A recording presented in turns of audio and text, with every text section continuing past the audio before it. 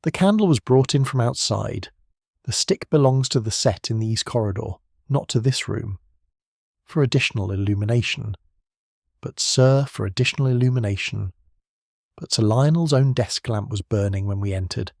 A man in his own study, with a lamp already lit, does not light a 3-branched candlestick in addition.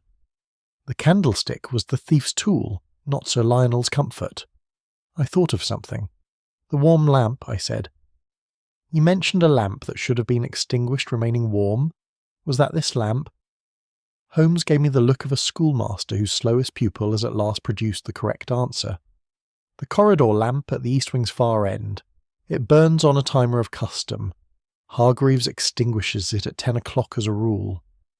Last night it was still warm at 10:25 when we arrived at the study door. Hargreaves says he was in his room by 10. Either he lies about the time, or someone else attended to that lamp after he retired. To light the way, I said slowly, back from the window to the interior of the house.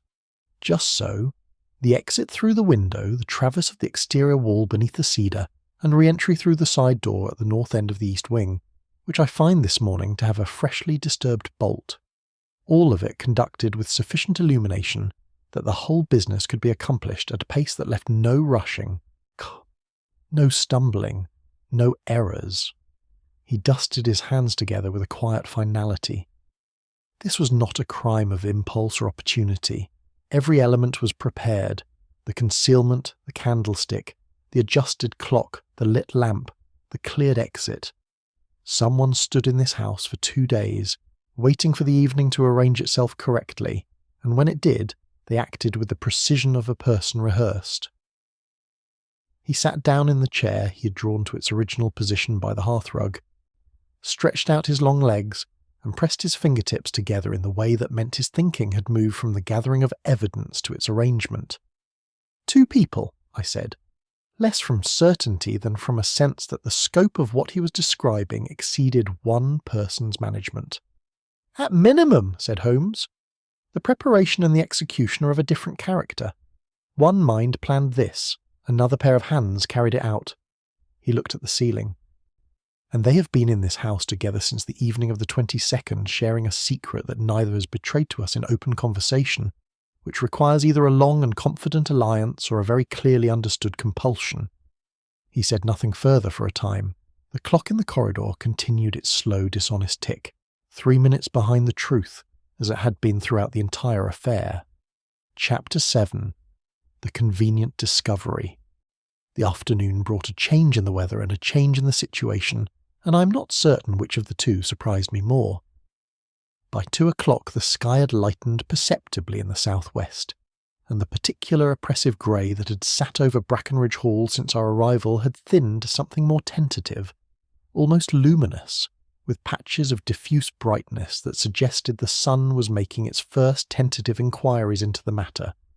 The snow on the cedar had begun, in places, to fall. One felt the house breathe a little more easily, as houses do when siege conditions begin to lift, and there was a corresponding relaxation in the manner of the household, a slight loosening of the sustained self-consciousness that confinement imposes upon people who would not otherwise have chosen one another's company. It was into this marginally easier atmosphere that Gerald Prentice walked at 20 minutes past 2, carrying the sealed Chancery file. On he came into the drawing-room where Sir Lionel was resting in the armchair I had appointed for him, and where Holmes and I were engaged in the pretence of an after-luncheon quiet. Holmes with his pipe and a periodical, he had not turned a page of in 40 minutes, and I with my journal.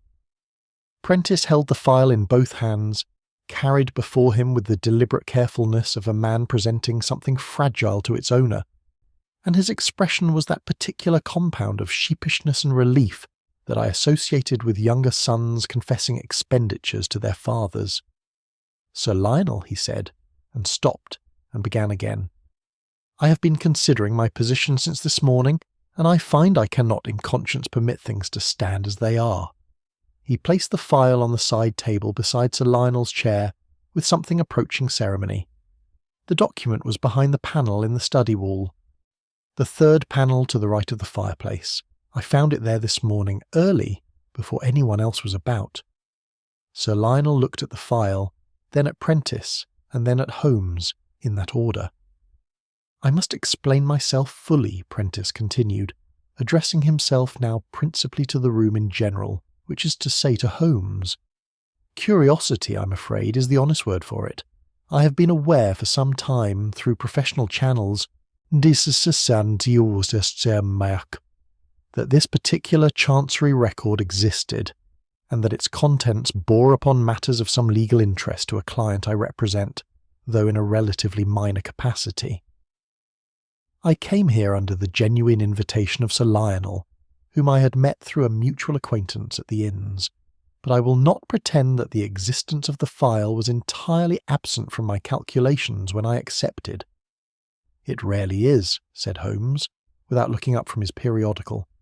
Prentice coloured slightly, but continued. "After the general alarm last night, and after Mr. Holmes's very thorough questions this morning, I returned to the study. I reasoned that if the file had been taken and then replaced, a wall panel was the most probable location. I found it on the second attempt. I have not opened it. I give you my word on that." "I accept your word provisionally," said Sir Lionel with judicial precision. Holmes rose from his chair, crossed to the side table, and looked at the file for a long moment without touching it. He turned it once, examined the seal, set it back. "You found it before breakfast," he said to Prentice. "Why did you wait until now to produce it?" "I was determining whether I was obliged to admit how I came to look for it." "And you determined that you were."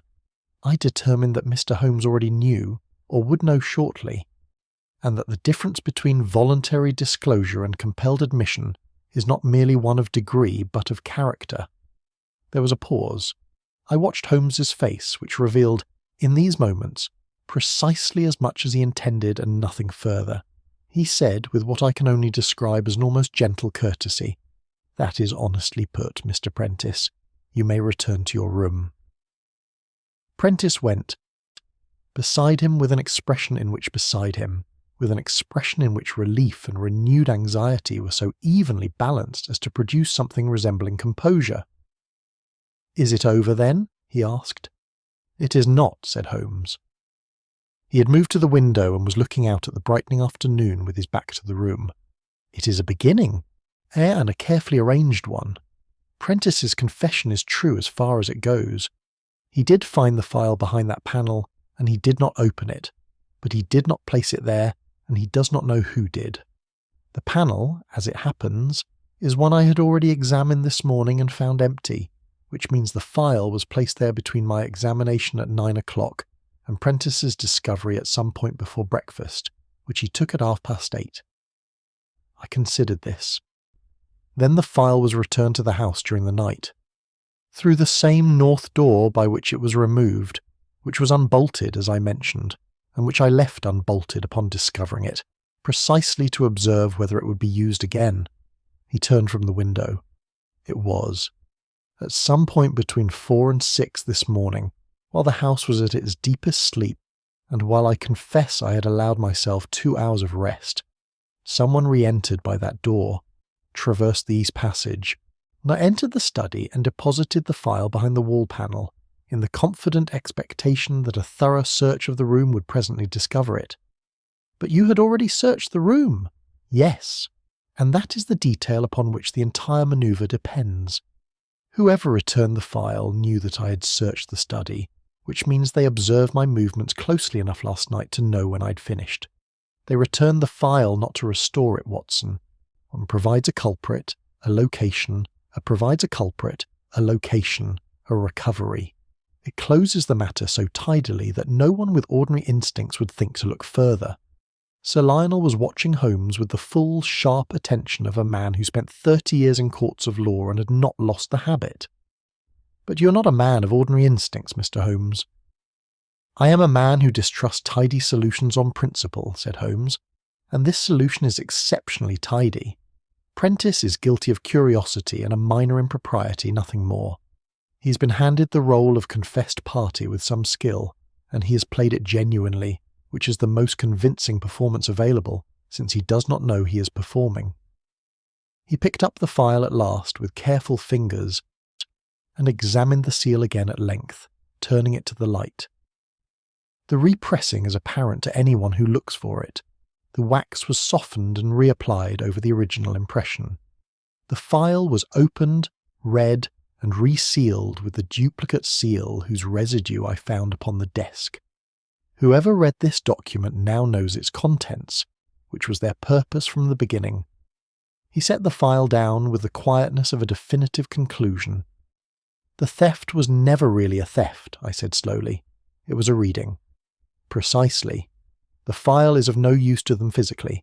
They cannot present it, sell it, or destroy it without immediate and severe consequence. What they required was knowledge. Specifically, they were required to know whether what this document contains contradicts what they have always publicly maintained. Having read it, they know. And now they must decide what use to make of that knowledge before the 14th of April. He took his pipe from the mantelpiece and began to fill it from the tobacco pouch in his jacket pocket, with the unhurried deliberation of a man who has resolved the essential question and has moved on to the secondary ones. I suggest to Lionel that the file be removed to a more secure location this afternoon. The local bank, if it can be reached. The roads are clearing. He glanced at the window, where the afternoon was brightening by steady degrees. We still have work to do here, but I should feel considerably more at ease knowing that the document at the centre of this affair was beyond anyone's further reach.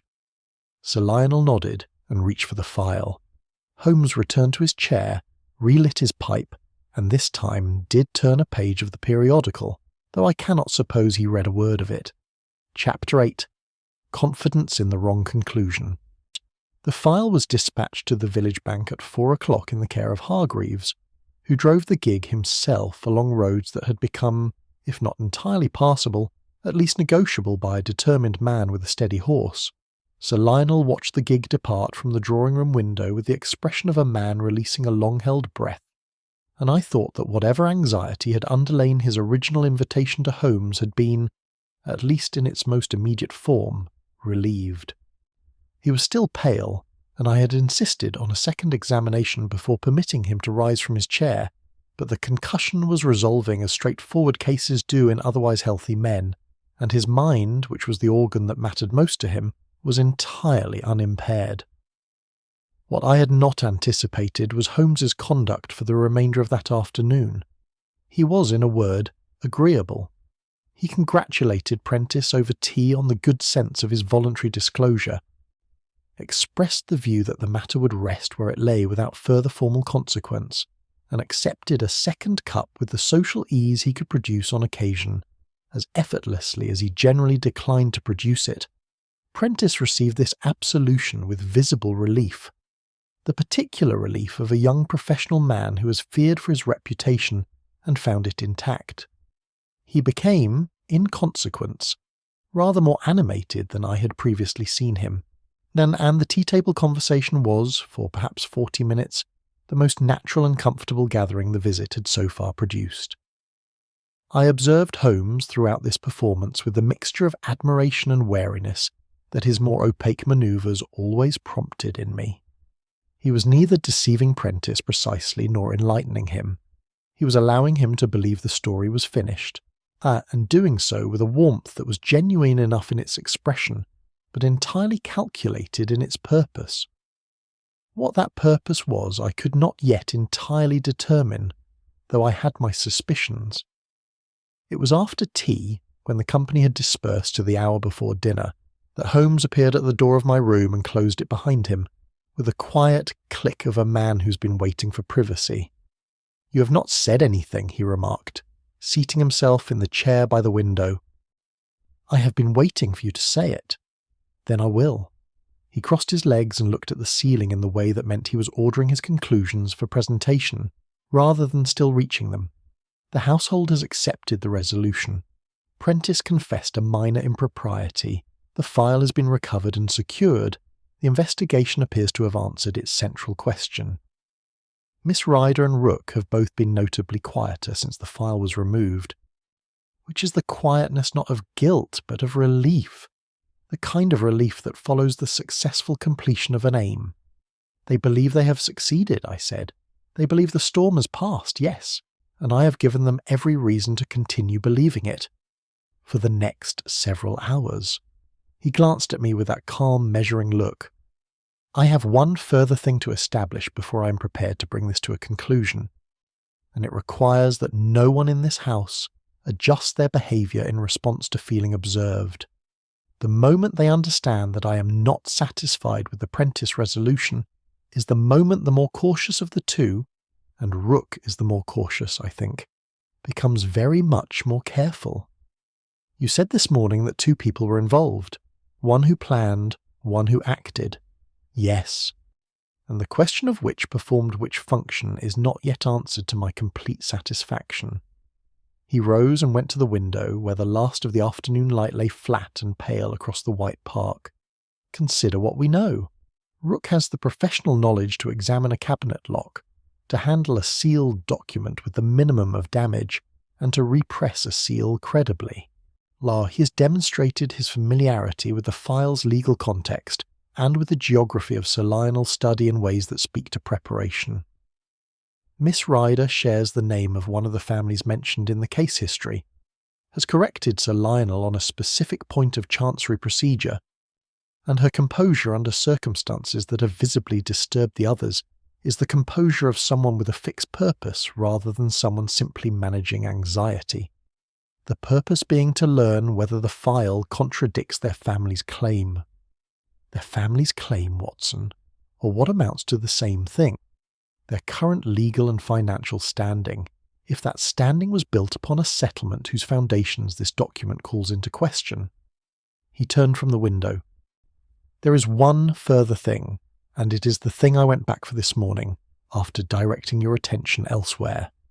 He produced from his jacket pocket a small folded square of paper and held it out. I took it and unfolded it. It was a page torn from a small memorandum book, the kind carried in a waistcoat pocket, and on it were written 4 figures in a neat, compressed hand. They appeared to be dates, years specifically, spanning from 1853 to 1861. From Rook's leather reference volume, said Holmes. The page was already loose. I did not damage the binding. He had written those dates in the margin, and then folded the page back, presumably when he completed his preliminary research before arriving here. 1853 is the year the original bequest was made. 1861 is the year the Chancery settlement was reached. The 2 dates between them correspond to the years in which the principal testimony was given. He has traced the entire history of the case in sequence and carried his research notes with him to Brackenridge. I looked at the dates and then at Holmes. That is preparation of a very deliberate kind. It is the preparation of a man who knew, before he arrived, exactly what he was looking for and exactly where in the file's history it would appear. Holmes refolded the page and returned it to his pocket. I shall replace it before dinner. I mention it not as evidence in the legal sense. Yes, but because it resolves one question for me. Rook is not the planner who enlisted an accomplice. He is the expert who was enlisted. The architecture of this scheme, the timing, the misdirection, the management of the household's movements, has a different intelligence behind it. Rook provided the technical capacity, as someone else provided the conception. He said it without drama and with a particularity that told me he had already formed his answer to the question he had just raised and was not offering it yet. You know who planned it, I said. I have known since this morning, said Holmes. I wanted the afternoon to confirm it, and it has. The candlestick, the clock, the lamp, the re-entry, the panel, taken individually, each might be attributed to Rook. Taken together, as a connected system of misdirection, they describe a mind that thinks in sequences, that plans for failure as well as success, and that understands human behaviour well enough to predict how a household under pressure will respond and act upon that prediction. It is, Watson, the mind of someone trained in a specific kind of reasoning. He picked up his pipe from the bedside table, turned it in his fingers without lighting it, and set it back down. Dinner is at 7, he said. I should like you beside me at the table tonight, and I should like you to watch Miss Ryder's left hand rather than her face when I introduce the subject of the corridor clock. The face can be managed, hands, as a rule, Cannot. He went to the door, opened it, paused. She will not expect the clock, he said, almost to himself. She adjusted it herself, and she's quite certain I have not noticed. He allowed himself a private expression that was not quite a smile and went out into the corridor, his footsteps quiet on the old boards. I sat for a moment with the account he had given me settling into its proper shape, the way the pieces of a landscape become a landscape when you step back far enough to see the whole. Then I straightened my tie, checked my watch, my own watch, set accurately against the London Standard, and went downstairs to dinner. Chapter 9. Holmes reconstructs the crime, and dinner that evening was the strangest meal I've ever sat through at a private table. The food was excellent, as it had been throughout our stay, and the candles burned with steady warmth, and the conversation observed every outward form of civility that a well-managed country house demands.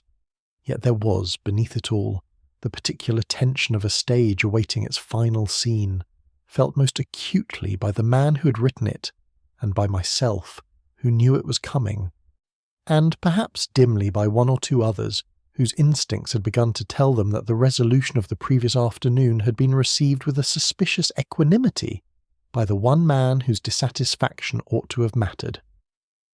Holmes ate well and spoke lightly.